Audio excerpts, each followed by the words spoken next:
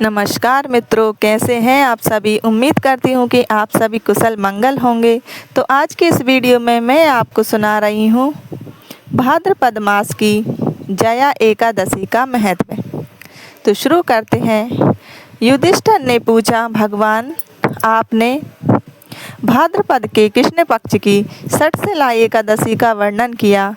अब कृपा करके यह बताइए कि शुक्ल पक्ष में कृष्ण पक्ष में कौन सी एकादशी होती है, उसकी विधि क्या है तथा उसमें किस देवता का पूजन किया जाता है। भगवान श्री कृष्ण बोले, राजेंद्र बतलाता हूँ, सुनो। कृष्ण मास के शुक्ल पक्ष में एकादशी होती है, उसका नाम जया है। वह सब पापों को हरने वाली उत्तम तिथि है, पवित्र होने के साथ ही पापों को नाश करने वाली है तथा मनुष्यों को भोग और मोक्ष प्रदान करती है। इतना ही नहीं, वह ब्रह्म हत्या जैसे पाप तथा पिशाच तत्व का भी विनाश करने वाली है। इसका व्रत करने पर मनुष्यों को कभी भी प्रेत योनियों में नहीं जाना पड़ता। इसलिए हे राजन, प्रयत्नपूर्वक जया नाम की एकादशी का व्रत करना चाहिए। एक समय की बात है, स्वर्गलोक में देवता राज इंद्रराज करते थे। देवगण पारिजात वृक्षों से भरे हुए नंदन वन में अप्सराओं के साथ विहार कर रहे थे। 50 करोड़ गंधर्वों के नायक देवराज इंद्र ने स्वेच्छानुसार वन में विहार करते हुए बड़े हर्ष के साथ नृत्यका का आयोजन किया।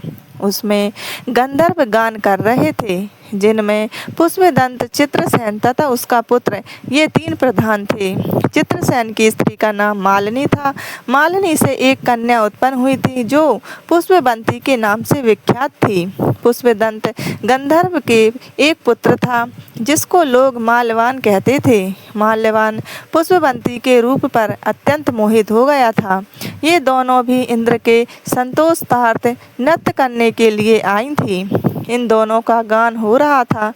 इनके साथ अप्सराएं भी थीं। परस्पर अनुराग के कारण ये दोनों मोह के वशीभूत हो गए।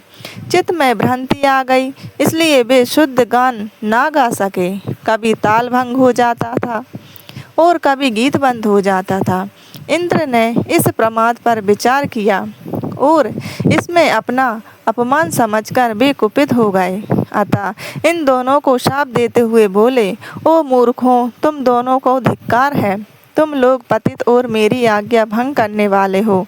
अतः पति पत्नी के रूप में रहते हुए पिशाच हो जाओ। इंद्र के इस प्रकार शाप देने पर इन दोनों के मन में बड़ा दुख हुआ। वे हिमालय पर्वत पर चले गए और पिशाच योनि को पाकर भयंकर दुख भोगने लगे। शारीरिक पताक से उत्पन्न ताप से पीड़ित होकर दोनों ही पर्वत की कंदराओं में विचरते रहते थे। एक दिन पिशाच ने अपनी पत्नी पिशाची से कहा, हमने कौन सा पाप किया है जिससे यह पिशाच योनि प्राप्त हुई है। नरक का कष्ट अत्यंत भयंकर है तथा पिशाच योनि भी बहुत दुख देने वाली है। अतः पूर्ण प्रयत्न करके पाप से बचना चाहिए।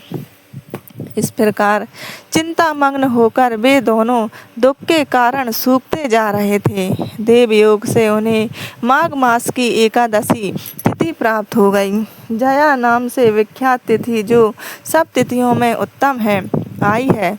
उस दिन उन दोनों ने सब प्रकार के आहार त्याग दिए, जल पान तक नहीं किया, किसी जीव की हिंसा नहीं की, यहाँ तक कि फल भी नहीं खाया। निरंतर दुख से युक्त होकर वे एक पीपल के समीप बैठ रहे थे।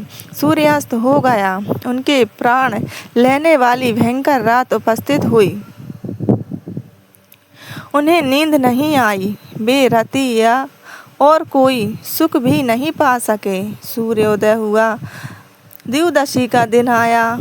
उन पिशाचों के द्वारा जया के उत्तम व्रत का पालन हो गया। उन्होंने रात में जागरण भी किया। उस व्रत के प्रभाव से तथा भगवान विष्णु की शक्ति से उन दोनों की पिशाचता दूर हो गई। पुष्पवंती और माल्यवान अपने पूर्ण रूप में आ गए। उनके हृदय में वही पुराना स्नेह उमड़ रहा था।